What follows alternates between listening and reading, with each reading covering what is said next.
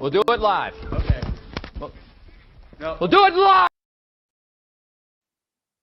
Well, friends and neighbors, thank you. And I got Michelle on the stream, and it looks like things are going well. We're about to find out. So, if you would please help me welcome here the number 11 pick in the 1982 draft, physical defenseman. But I want to talk about that because I think that's too simplistic of a descriptor of his game, which we'll get to here in a moment. So, Michelle, I hope things are working right here. Let's bring you in here, and welcome to the show, Michelle. I think that the way to start here, first, welcome and thank you so much for joining. Thanks for having me. Appreciate it. Absolutely. Um, so in looking up your career, the phrase "physical defenseman" keeps coming up. And it should, because searching your name in YouTube, oh my, there's a lot of physicality there. However, I'm also noticing 328 points in 827 games. And I hope you were able to hear that. 327 points in 800 something games. That's a scorer. That's, to say physical defenseman, I think is not a complete portrait. So how would you describe your game? Well, my game was growing up as a kid. I was a forward. I was a center, and I scored a lot of points, a lot of goals, and when they and even I played 4 years at a Pee Wee tournament in Quebec, which is probably the biggest hockey tournament for Pee Wees. That's called Quebec International Pee Wee Hockey Tournament. And I played 4 years. There's only two guys that play 4 years, and it's me and Réal Cloutier. Réal Cloutier played for the Nordiques prior to me. And so anyway, and then I ended up playing midget AAA as a forward my first year. I had a lot of points the first year, and I was going to get drafted junior major. And then my dad says, nope, don't want you to go too early, to play junior major. So I stayed back. In my second year, the coach asked me if I want to play defense because they knew my brother. My brother played for them 3 years prior, and I thought my career, I thought everything fell on me, and I was so disappointed. And I tell my dad, because my dad was a genius in hockey. If my dad knew how to speak English, I think he would have been a coach in the NHL. He was so smart, and he coached me through my minor hockey, and he's one of the reasons why I got successful, in the NHL. But anyway, I thought it was over, and then I talked to my dad. My dad, he says, I think maybe it could be a good thing for you. And I'm going, Dad, what do you think it's going to be good for me? All I want to do is score goals. And he says, if they let you play offensively, you're going to score goals. And sure enough, that's what happened. Even though as a defenseman, I still score a lot of goals, a lot of points. And I got drafted junior major by Sherbrooke in the first round. I was rated, I think, number 3 in the world, in junior, not in the world, but in junior. And then we went to the Memorial Cup. Even my first year midget, we went to Air Canada Cup, which is the biggest for midget, and junior is Memorial Cup. It's the biggest tournament, for junior. And and then I got drafted by Vancouver in the first round, 11 overall. So, and then the rest is history. Indeed. I did not overlook it, but I didn't want to. I don't know if this was something I should mention, but it's being mentioned in comments. So penalty minutes. I have 1,839. I guess we could attribute that to the physicality, right? I mean, that's Well, yeah. You could take it. I was an offensive defenseman, but I also love to hit. And I to be honest with you, I played. It didn't matter what name was on the jersey, and everything. And I play my game. I play physical. I play offensive, and obviously when you hit, guys like Lemieux, Gretzky, Messier, all these guys, if you hit them good, that you're gonna have guys, coming after you, and that in a sense, I only had 36 fights in my career. From when you think about it, in 18 years, 17 years to be exact, it's not that many. It's about two a year or something like that. But what happened is all those fights, it happened, for some reason, when I played for the New York Rangers. I was, the coach believed in me. Michel Bergeron was, and then he spoke French. So that, to be honest with you, I couldn't do anything wrong. he, he was unbelievable for me. And then, I probably played the best of my career there, because, I love them. I love the city. I love Madison Square Garden. I love everything about New York. And, it was just awesome. And I got, very successful there. And even years later, walking down the city, and I could hear people, and saying, "Hey, that's Michel Petit,"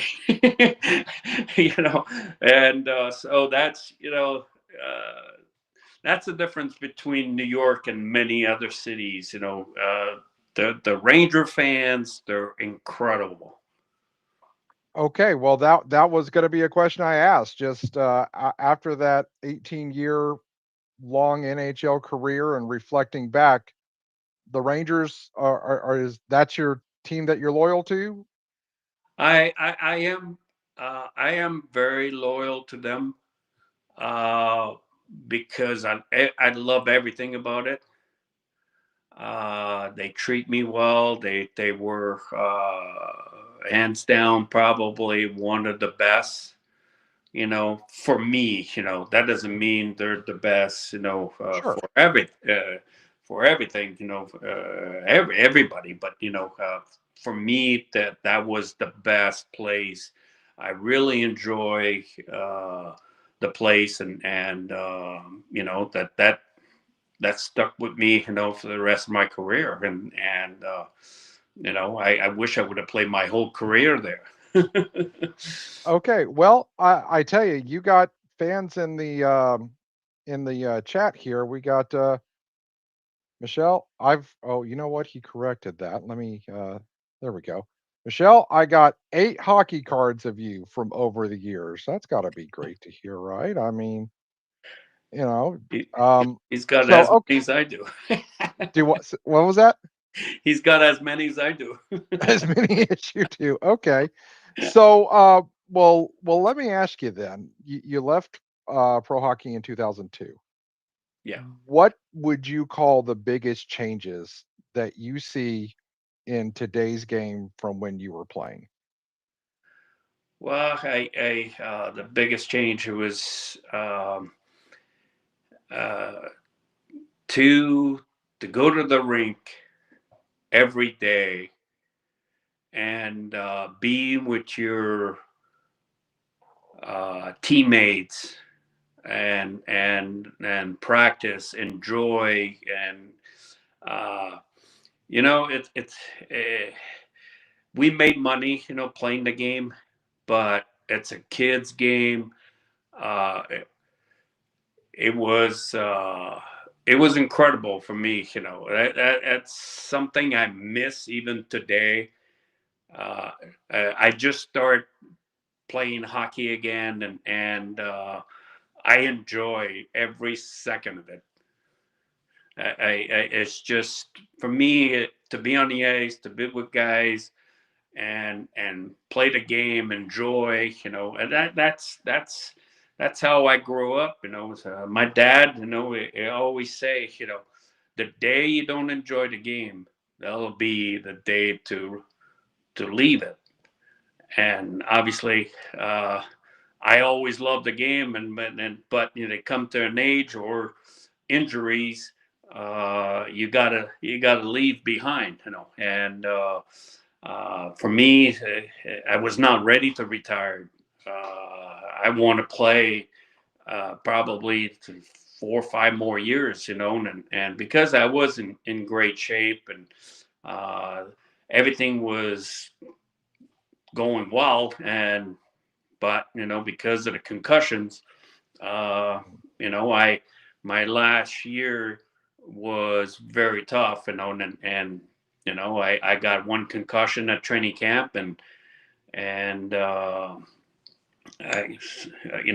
I was forced to play again, and and then I was not ready, and so I got another one, and that turned out to be the end of my career. Oof. So, Well, yeah, you that's everything changed in the NHL after my concussion. I'm not saying I'm not taking the credit of that, but because of that, because the way things happen, now everybody is concerned, and concussion was not severely looked at, in the past. Everybody knows, the doctor goes, how many fingers, and if you say 2, okay, you're good. And that's not the thing, and so that they did some research and they changed everything, and now it's very serious, and I'm glad I was able to do something good about that, even though my career was over. So Yeah, it's something we don't think about. All the helmet regulations that they have now, and then they're going to start putting in neck guards too. We don't think about what had to happen to get the league to start taking notice of player safety like that. well, it's the greatest game on earth, but it's very fast. Mhm. You got skates on, and they're sharp. You got a stick. And sometimes sticks are flying and slashing, so there's so many things could happen, and then it's a physical game, and yeah, the game has changed extremely from the day I played in '82 to today. You look at today's game, and you go, wow, it's a great, a lot of people don't like it because they say, well, it's not as physical as it used to be, and everything. But the reason for that is because all the players on the roster, they're all superstars. They're all great players, and so that's the reason why.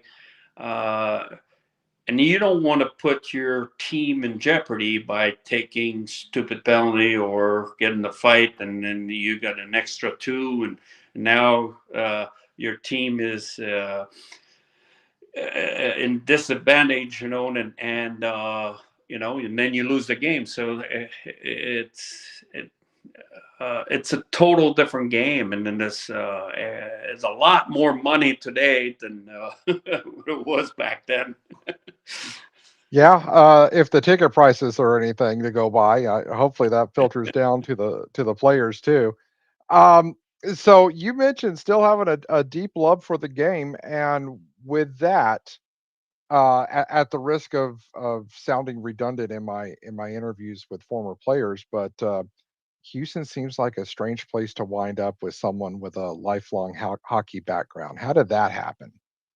Well, at that time, when I retired, I wasn't with the Phoenix Coyotes. I made my home there for uh, 14 years, and because I love golf, and everything. So I was a member at Desert Mountain in Arizona, and and then at the end of my career, when I got hurt, and everything, so I'm going, maybe I'll go back, because I go back to Philadelphia because it looked like the Flyers. I went to Stanley Cup with the Flyers. We lost, but I'm going, well, maybe retiring there and be living in Philadelphia be a lot better. Um, and it did. I had my own academy there. I was teaching kids, doing private lessons, and I was doing very well. And one of my client, he that was teaching his son, he goes, come and work for me. And I go, doing what? And he goes, sell frac sand. And I go, what? Yeah, I had the same expression that you just did, and I go, what is that? And then he goes, well, I just bought a sand mine, and I just built a sand mine. He bought the land and developed, into a sand mine in Wisconsin. And I want you to start selling sand to oil and gas companies. And so start doing that. And after a year or so, he says, we got to move to Houston. And I go, move again? I thought I was going to be in Philadelphia for a long time. But anyway, I say, okay, well, where do you want to go? And so he tells me, Galleria, Woodlands, and so I went to all the places, and excuse me. And then right away I told him, Woodlands. I fell in love with the Woodlands. The reason for that, because it made me feel at home. Like in Quebec, a lot of trees, small street, and it's not like they have small street here, but it's very secluded. Woodlands. It's the way that they build it. You don't see much of a business to the side.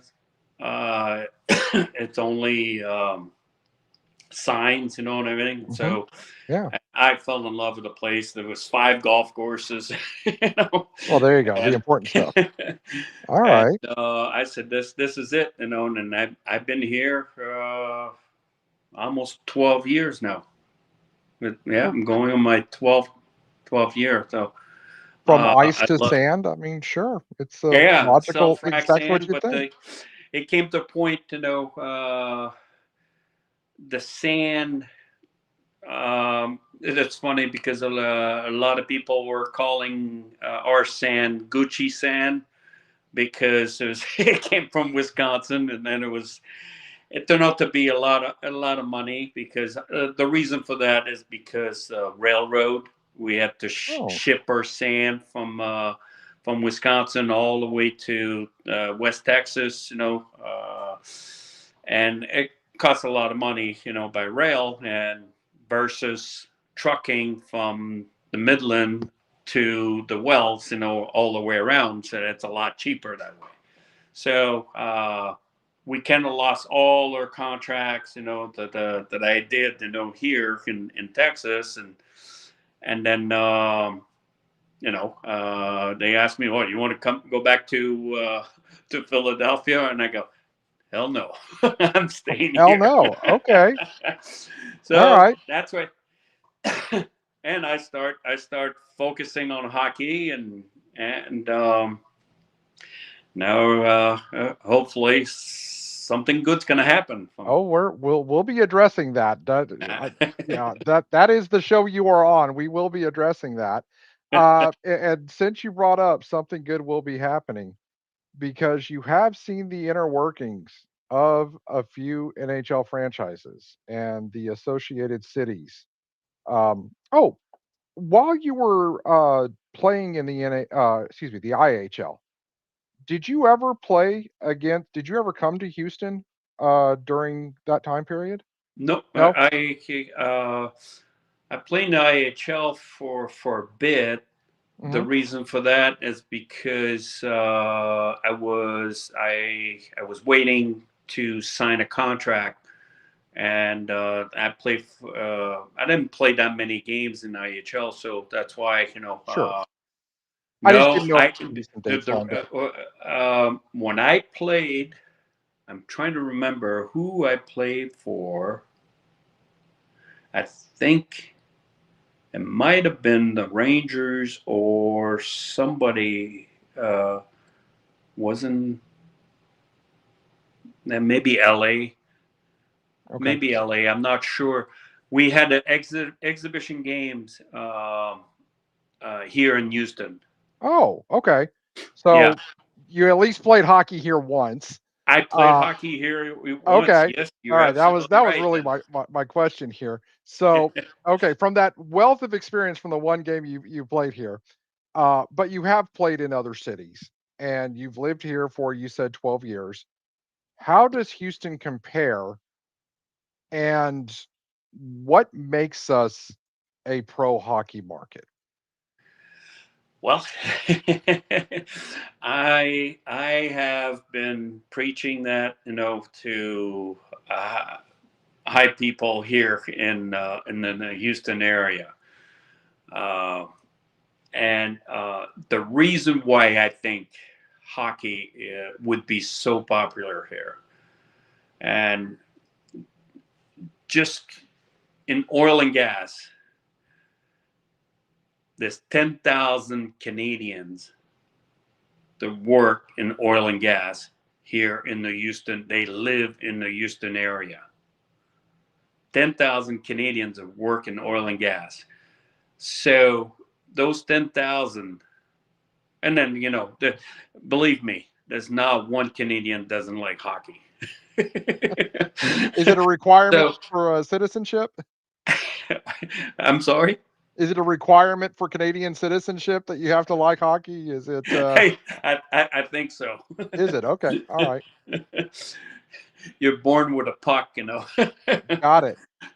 So, and I always say those 10,000, let's say half of them are married. Well, now that's 5,000 more. And then some of them, they have kids. So now we're talking a lot of Canadians. And then that's not only that. It's not only the Canadians.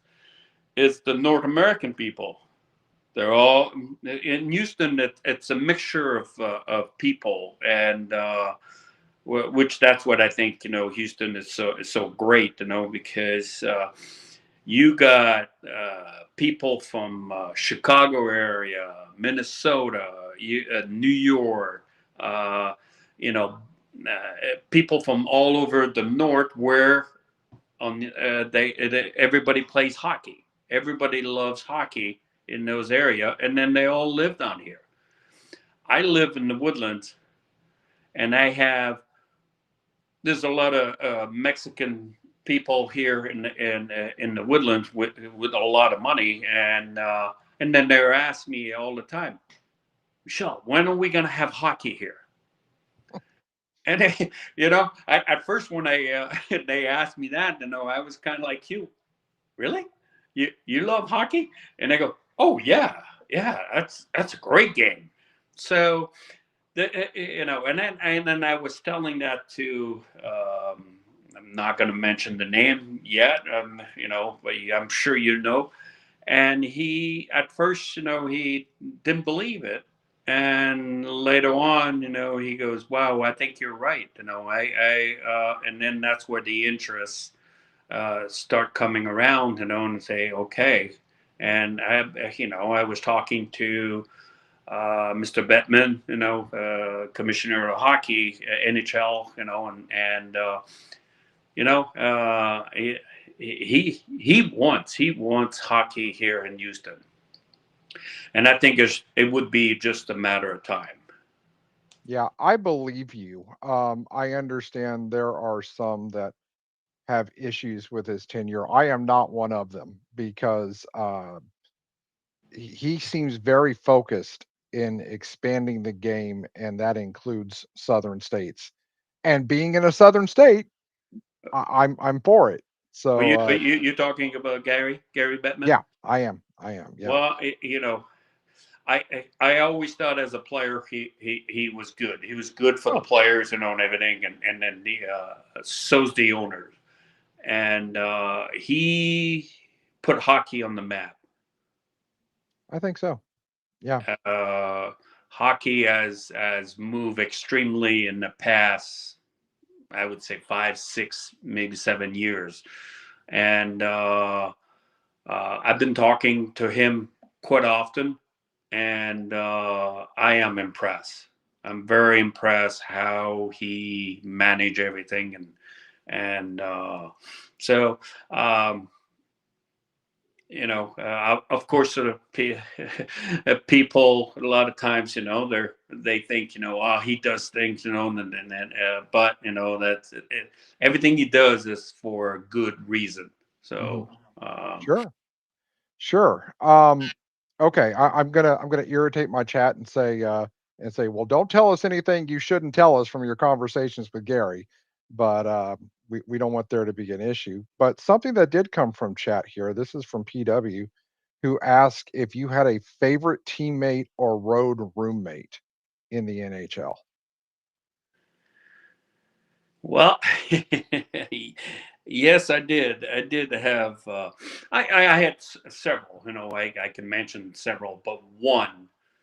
I think it would be every dream of a hockey player to end up with a player growing up was your idol. And I was with the New York Rangers. Bergeron was the coach, and Bergeron and we were talking all the time. He loved golf, so we were playing a lot of golf too, and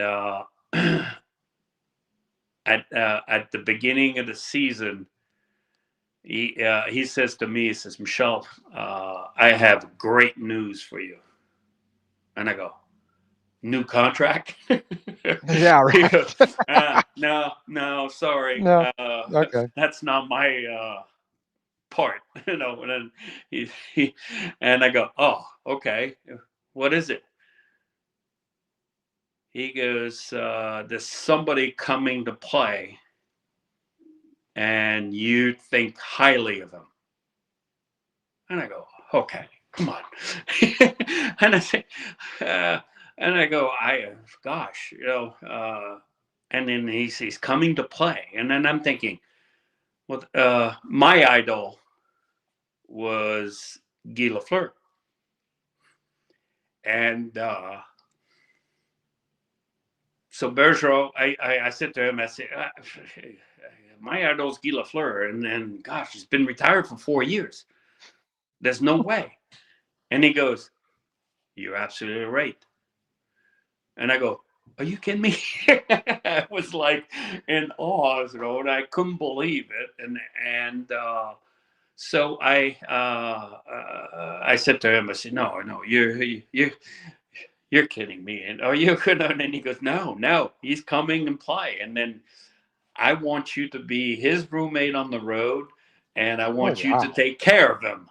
And I go, I'm 24 years old, and this guy, he's 30. He was 39 years old, 40 years old. And I go, really? You want me to take care of him on the road? And oh my gosh, he was my roommate for 2 years, and it was a dream come true. It was incredible. Everything that I expect from my idol, it was achieved, and he was incredible person, Fantastic. everything. I can't say enough good things about him. Fantastic. Well, And thanks for that a heck question. of a hockey player, even at Mhm. 39 years old, and maybe 40, and not playing for four. Well, he was playing, but men's league, whatever. But and then come back, and it was is so. I never seen a guy so talented. You know, he'd be off for because of little injuries for a week or so. Didn't skate, and I remember one time, he missed probably 5 games, and he tells Bergeron, he says, "Okay, I'm ready to go." Bergeron goes, "You haven't practiced yet." I know, I don't need it. And he played that game, and it was the first star. He had 2 goals and assists. he was Okay. flying, like he didn't miss a beat. And when you think about it, he was 39 years old, flying, and he was retired for 4 years. That's So, amazing. yeah, Guy Lafleur, to me, he was something. Well, that question came in from chat, and I'm glad it did. That's a hell of a story. Uh, but I do want to get back to the local stuff Yeah. because you have an initiative right now up there on the north side for Blueline Slapshot. Would you mind if I pulled up the website while we're talking here for Blueline Slapshot? Sure. Okay. Yeah. So tell us about your initiative here. Let's see if I can get a better view of us here. Well, all right, That's we'll do great. that. So tell us about Blueline Slapshot here. Um, you're trying to build something up there. Well, what we're trying to do here is, well, it came to a point, I was meeting some friends, and because the person I was talking, for the NHL, and they say, well, I got this much money, find the rest of it, and then I'm going, wow, that's a lot of money, and then anyway, so I met a few friends. It was Billy Whitaker and Sergio Grado. And Sergio came later on, but Billy was the first one. I started talking to him, and the funniest thing, he's Canadian, and his father was part of the ECHL, back then. And so Billy, he grew up, watching them, so anyway, I was telling him, well, I need to get some money, get some investors for the NHL team, and then he goes, well, that might be something, maybe impossible, for us to, but he said to get an ECHL, that might be a lot easier, and sure enough, we were talking, and then the ECHL had a meeting in. Funniest thing, they had a meeting in the Woodlands, and then so he called them, and they say, well, we're gonna be in Texas, we're gonna be in the Woodlands, They say, are you close to this hotel, and they go, Really? We live right by. We're in the Woodlands. And so anyway, so we went and we met several owners, and everything. And then that's how we got hooked with that. And so now we're in the process. We have a few investors. We're in the process to get things rolling. We're waiting on the property, and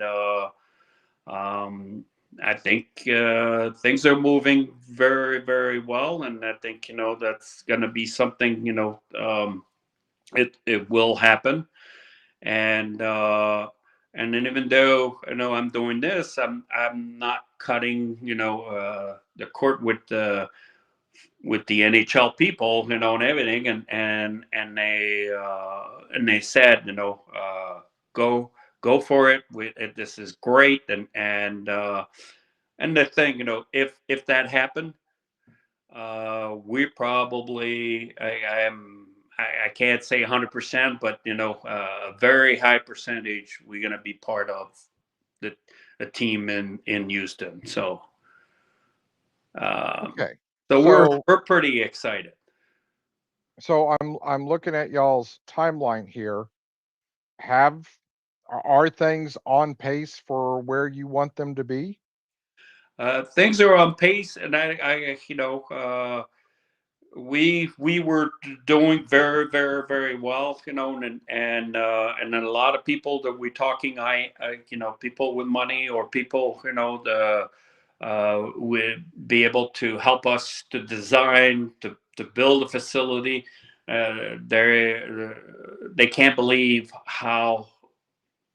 uh, how far up we are, with all this. So I think we're pretty excited, and there's a lot of work to do. There's a lot of things we need to accomplish before the puck drop. But we're if NHL comes here, that's going to be probably 3 years.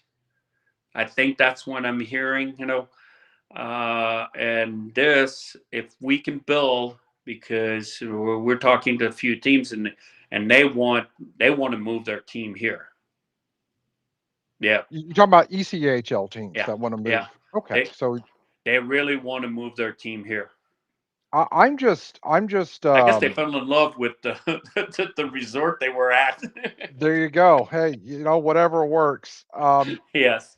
I would think building a nice hotel is probably easier than building an arena, right? So yeah, whatever works. Well, yeah, it probably costs a little more to build to I build would an ice think. rink, but we're going to build an ice rink with a practice facility also. So we're going to have two ice surface, and obviously one, we're talking close to 8,000 seats arena. So and then obviously suites all the way around. So and the ECHL today, they're telling us, that's 8,000 seat. That's what everybody's getting. Obviously there's some teams, they're getting less than that, but there's more than half, 3/4 of the league get at least 6 to 8,000 seats, people, not seats, but people per game. So, which is, and then I went to see a few games, and I went to see the All-Star game, and I was blown away how good hockey is. I'm going, wow. The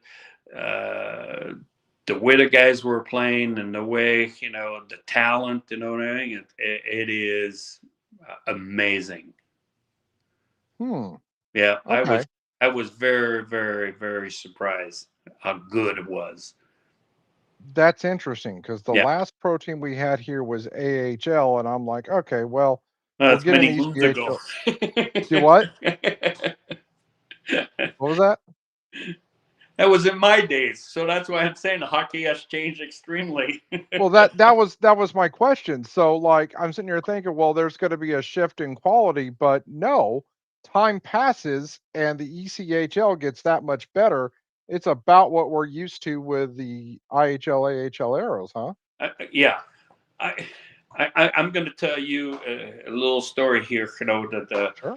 uh, when I was a member at Desert Mountain, there was a guy was an unbelievable golfer, and every time I played with him, he shot 5, 6 under every time, easy, and every time he go and play a tournament, he couldn't make the cut. And I kept saying to him, "What's the matter with you? Why can you make the cut?" He goes, "Michel, the pressure. The pressure is in. It builds up on me, and I can't. I can't play. I miss short putts, and which is a normal day. I would put it in every single time with my eyes closed. But for some reason, I just can't do it. Hockey's the same thing. All those guys, from NHL to American Hockey League to ECHL, all those guys, they're very, very similar. They all can skate. They all can handle the puck. They all can shoot and shoot the puck. I couldn't believe how quick the release was versus, in my days, even in the NHL. It is incredible, the difference. And the reason for those guys, they're in the ECHL, first of all, because they're very young. But second of all, is the timing. Their reaction to make a pass or to shoot is short. It's a lot longer than the NHL guy or American, and it's the same thing from the American Hockey League to the NHL. Those guys are a split second behind, on their shots or on their thinking of the game, and everything. That's the difference. Everybody can play out a game, but it's whoever can manage everything the quickest. That's who plays in the NHL. So, do you think a ECHL team would work in tandem with a potential NHL team in Houston, or are the two just unrelated? Or are you moving forward regardless of? We're moving forward regardless, because if we move a team here, we would be part of a team, of Oh, right, an yeah, NHL team, because every NHL team has an American Hockey League team and then an ECHL team. okay, yeah, So that's right. You would be there's affiliated with someone, 32 teams, in the American League. There's 32 teams in the ECHL. right? Okay. And I'm not going to ask which team you're looking at because it's a little early to be. Well, To it's a be, little early, and then yeah, and then we're talking to 3 possible, and then there's one they just announced, they're for sale, and everything, but we're not ready. So yeah. I would, it I makes no would think sense. so. Huh? I would think Houston would be the belle of the ball. I would think we'd have a lot of suitors that would want to come down here. Oh Is yeah, that oh what yeah, you're? yeah, Yeah. Okay. yeah. Okay. Um. So you came down here. You said you've been here for 12 years. And now here you are trying to bring us an ECHL team with new slabs of ice, and God knows we need new slabs of ice. Um, but what did you think about the hockey culture when you first moved down here 12 years ago? Um, very gosh, how to put it? We can take it. We got thick skin. I know.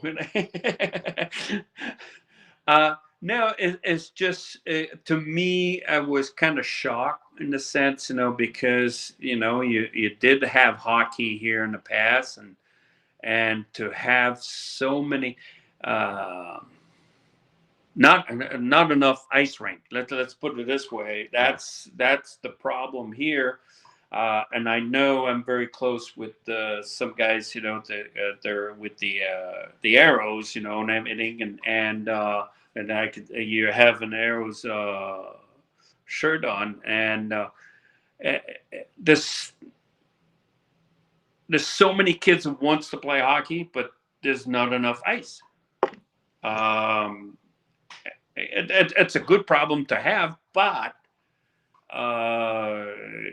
there's so many kids are missing out, and that's one reason why we're pushing to have at least 2 ice rink, in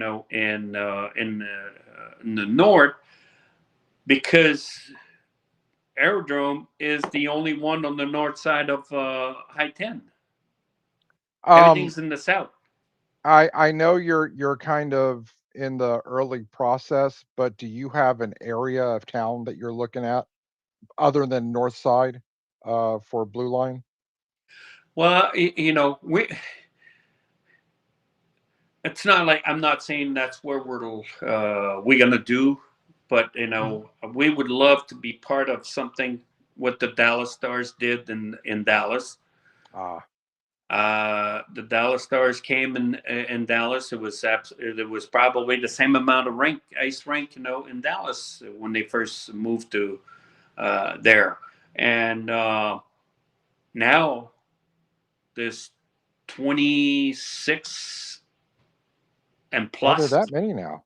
There's that. Well, the Dallas Stars build probably 23 of them, 22 of them. And maybe going on 24, because I know that I'm talking to them a lot too, and they're in the process of finishing or starting building new ones. And then in today's world, to build one sheet of ice is it's not good. You need 2. Oh, just for cost? Just for cost, yes, because people say, "Well, 2 ice rink, that how does that work?" Because the 2 buildings, it's not the building is that much money, is the refrigeration and all of the other stuff, everything. So now, if you have the refrigeration can work on two sheet of ice and with no problem at all, and not an extra cost, So that's why you see that a lot. People are when they build a new ice rink today, it's 2 sheet of ice at least, and maybe more. Got it.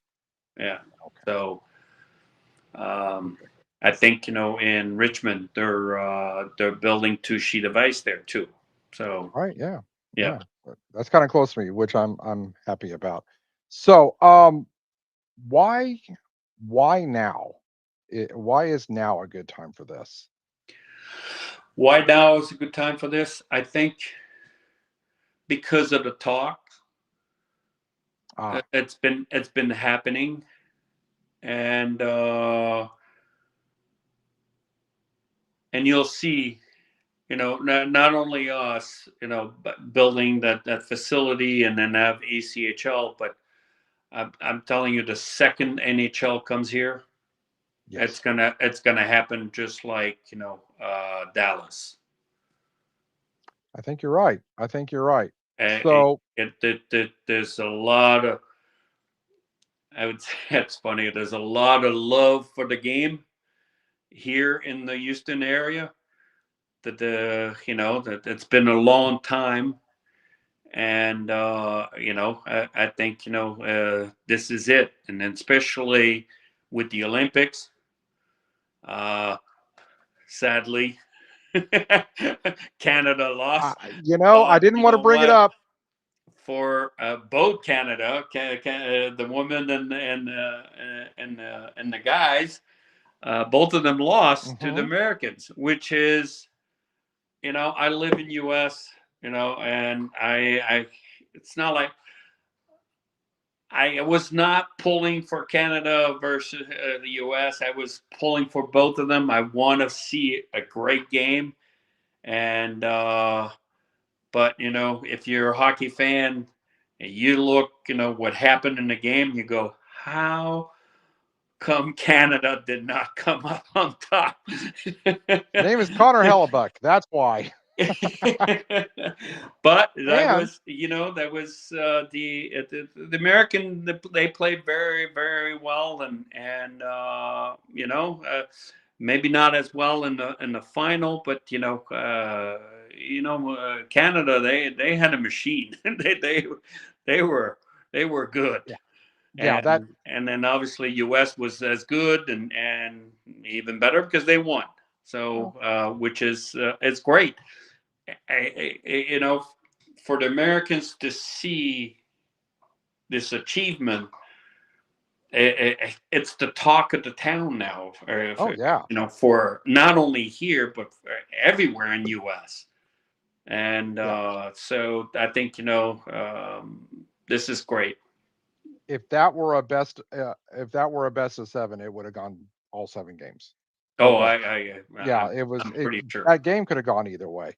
Yeah. But as an ugly American, I love being able to strut for at least 2 years until the World Cup, and especially happy for the ladies and the Paralympic team.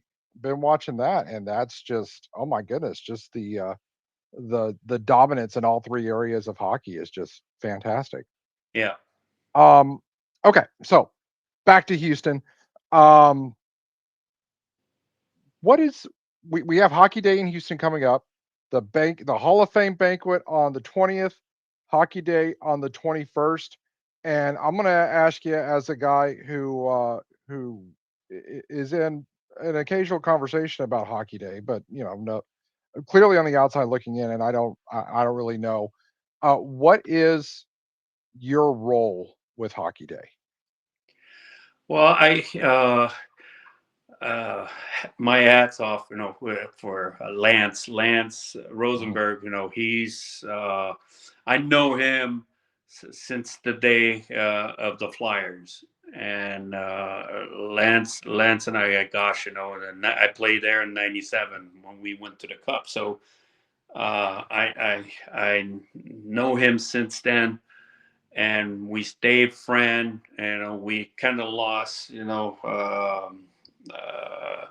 ourselves, in the mix, because we changed, cities, and everything. And when I heard he was here, that was like, wow, what a coincidence, we're in the same town now.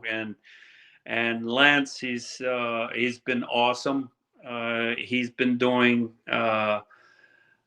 He blew me away. Just, let's put this way: the first year that he had the Hockey Day in Houston, he literally blew me away. I was not expecting. When I first got there, I'm calling him, and I know he was busy. I said, Lance, where am I going to park?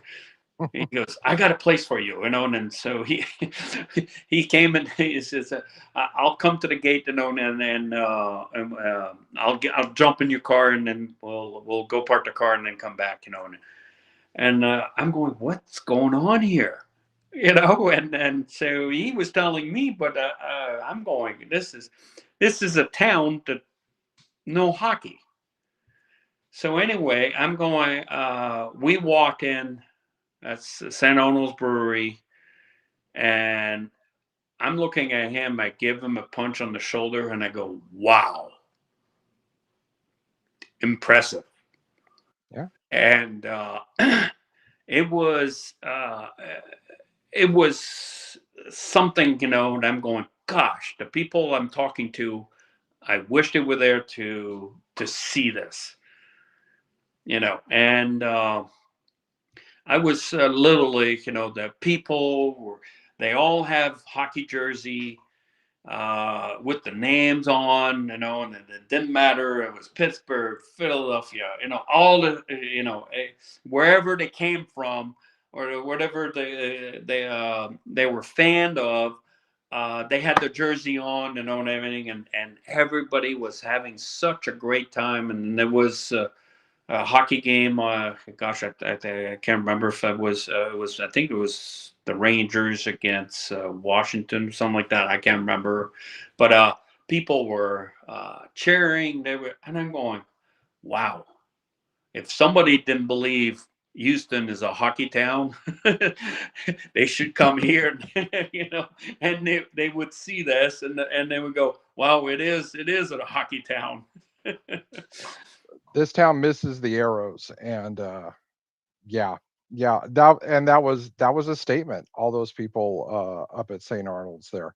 Do you have a favorite part of Hockey Day, or a part that might get Well, overlooked that people don't know about? I'm with I let Lance do his things, and Sure, everything, but sure. I'm beside him. I'm helping, in the sense, Hmm. but obviously I'm going to be tied to his hip, and and do a bunch of stuff, and talk to people, and so you know. I'm going to be busy. Indeed, indeed. He's definitely going to put me to work. No doubt, it's an all volunteer operation, and you Yes, sure have yes, and then volunteered. it's such a great cause too, and a lot of people benefit from it. A lot of people in hockey or anything, benefit from it, and so it is extremely. Eh, you know, to be honest with you, I played 18 years, and we had things like this. Almost every team that I play for, and not one of them comes close Really? to what we do here in Houston. Uh, when you think that the Dallas Stars are blown away because they come. Bruce, Bruce. Dallas, the former Dallas Stars, they'll be here, and those are all the guys I know that I play against or I play with, and they tell me every year, wow, this is incredible, and this is the third year, and then Lance tells me, that it's gonna be even bigger this year. It seems that way. It Hmm. does. Yeah, yeah. Yeah. There's that snowball momentum that's building up Yeah, yeah, through and then I think people get the feel, that there's something brewing, mhm. that's coming, and hopefully soon. But There is something in the air. You're yeah, absolutely there's right. something in the Yeah. air. Yeah. Yeah, you're absolutely right. So speaking of former Dallas Stars, I do have one last question for you. I read something about you that I couldn't verify. So since you're here, just someone made a comment online, and I'm like, oh, let me see if I could find about that, and I'm doing graduate level research for school. It's like I'm not going to spend too much time. I'll just ask them when I talk to them. But someone made a comment that you once fought Terry Ruskowski. Is that accurate? Yeah, that's Okay. Ruskowski. I think that's when he was with the Flyers, I think. Okay. So my follow-up is are we going to be okay at the Hall of Fame banquet? Do we need to worry about anything there? Nope. Okay. No All right. worries. Very good. We blessed are the peacemakers, And so you we have know to what? make We're sure, right? we're probably gonna hug each other. Fantastic. All right. Well, Michelle, anything else that you want to mention? I kept you a little longer than I meant to, and for that I apologize. You've been very gracious with your time, and I've really enjoyed our conversation. But is It's there been. anything else you want to mention before we go? I can tell you, Chris, a story about that. Sure. Please. Uh, Chris Nyland was playing for Montreal Canadiens, and I was with the Rangers at that time, and um, I can't remember who I hit, but Chris Nyland came after me, and we fought, and it turned out to be a decent fight. But anyway, a couple weeks later, he gets traded to the New York Rangers. So we're on the same team, and we're playing the Flyers, and then he gets hammered along the board, and everything. And who comes and defend Chris Nyland? Me. I don't know why, but I got in there and got in the fight, and then Chris, looked at me, and then he goes, "You know what, Mesh? Nobody ever done that for me in my career. You're the first one." And we became close friends after that. And the funniest thing, prior to that, I did not. I just disliked the guy big time. I couldn't stand him on the ice, but we became very, very good friends after that. And it was that's what hockey brings, is guys you think, oh, if I played with him, in the same team, I don't think, I could be friend with him. But no, no, hockey's a great game. And everybody tells, hotels, airlines, everybody tells, us, hockey players, they're the most respectful people, that they come across in the pro sports. And that says a lot. Yeah, I think there's an object lesson there. So, Michelle, thank you again for your time. I'm going to put you in backstage for a moment so I can close us out. And thank you again. And if I don't talk to you between now and then, I'll at least see you at Hockey Day on the 20th and 21st. I'll see you on Friday. Fantastic. Thank you, sir. All right.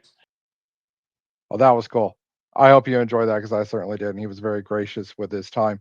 Hey, real quick, because I'm not sure when next episode's being filmed, but if you're not paying attention to the Paralympics, oh my God, the U.S. is dominant, and I am pro anything that illustrates American exceptionalism. So, you know what? I'm just going to share the calendar. By the way, I don't know why after sharing the screen, our cameras got all bunched up off to one side, and I tried to fix it a little bit, and after a while, it was like, ah, you're jacking with it too much. So, but I am going to share the calendar here. So anyway, if you're not paying attention to the sled hockey, I think you should be. And thank you, Scott. That's kind of you. I think you should be. We have Friday morning game. If you have the kind of job where you can watch this stuff at work, or have it on a monitor.